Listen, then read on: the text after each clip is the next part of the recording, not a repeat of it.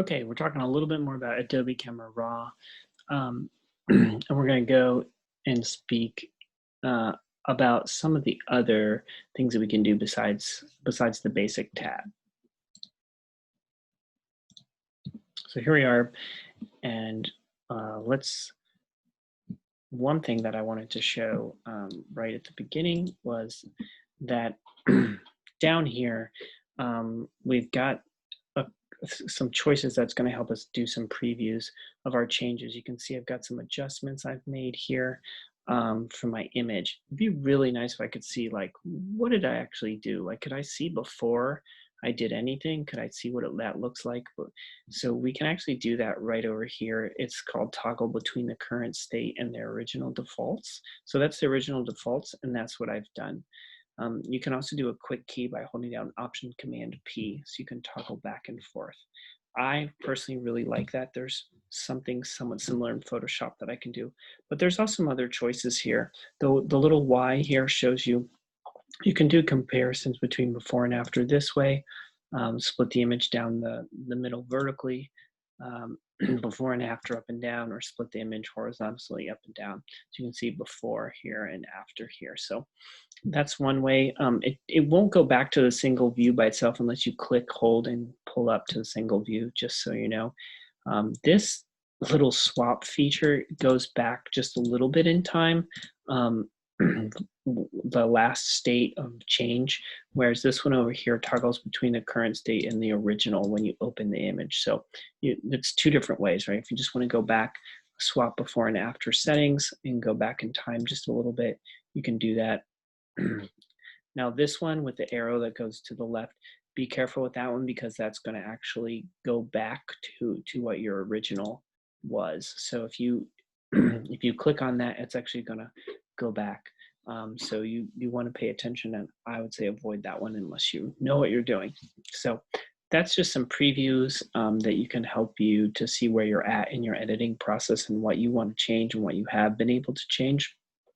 Let's go a little bit further into some of these different tabs now. So the next one is the tone curve. I'm not going to get into explaining curves. That'll be for another day in another episode. But this is a way. The more vertical this diagonal line is, the more contrast will be in the image. And this is the histogram. So that is the area of the histogram that you're going to affect wherever this line is. So if I pull this up, it's going to make it brighter. If I pull this down, it's going to make it darker. There is a parametric curve if you just want to work on highlights, darks, shadows, and so forth. Sometimes I'll use a point curve for specific purposes, but I find the basic tab to do most things I need to do. Now, the next tab of importance is the Detail tab. This actually looks at sharpening.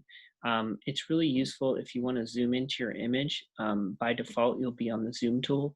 You can click and pull like this, and it will zoom in. So you may want to go into, if you're interested in looking at the effect of sharpening, you really should go into 100%. You could also do that down here. Click 100%. So, right, if I hold down my spacebar key, I'll get my hand tool, and when I do that, I can hold down space bar to get hand tool, then I can click and drag my image around, so I can move around and look at different areas, for example. So I could take a look at the boy here, which happens to be my son, but I can look at him and I can look at this sharpening. So if I click this sharpening and go all the way back to 0, you should be able to see a little bit of softening. I'm going to go just into 200%. Just so you can see this a bit. Now let's go back up to about 40. So can you see that there's a big difference there as far as sharpening. Now sharpening is something you don't want to go too far. If I go all the way up here, we're going to get a lot of actual noise, and it's really not going to benefit my image. I go back to 100%. He looks granular and kind of disgusting. So we want natural. A little bit of sharpening is good. A lot of sharpening almost never works. So I would not set this above 40, okay? 25 is even not bad.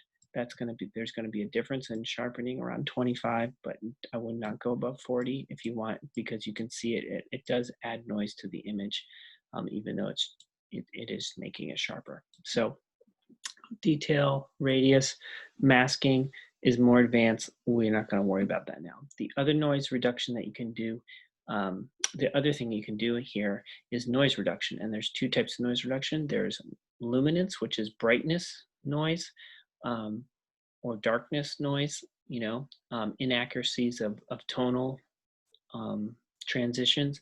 And then there's color noise. Now, color noise is really important to decrease. And if you look closely, say at his face, you can see a whole lot of like little just differences in colors as you go into different parts of the shadows. So if I increase my color noise reduction, you can see a lot of this is going to even out. So there's what it'll look like with no color noise reduction. So you can hopefully see all these kind of like different, there's yellows and pinks and even greens and purples in there. And when I increase my color noise reduction, a lot of that is neutralized and there's a lot more evenness in the skin tone. So that's really great. You can't really overdo color noise. You could go up there. I find though around 40 to 50 is about all you need for most situations. So luminance noise, I don't use as much, but probably up in like to 50 or so. That's going to help reduce, again, some of the patterning and speckling that you would find in here. So you can see this in here. You add a little bit and it smooths it out. But also notice luminance noise reduction decreases the sharpness.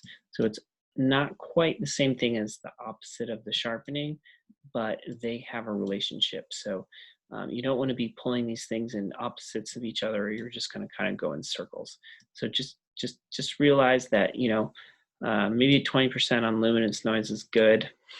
No more than 40 on sharpening. Color noise you can't really overdo, but around 40 to 50, you should be great. Now, another way we can move around our image is we have the command button on a Mac, or I think it's Alt on no, it's not Alt. It's, I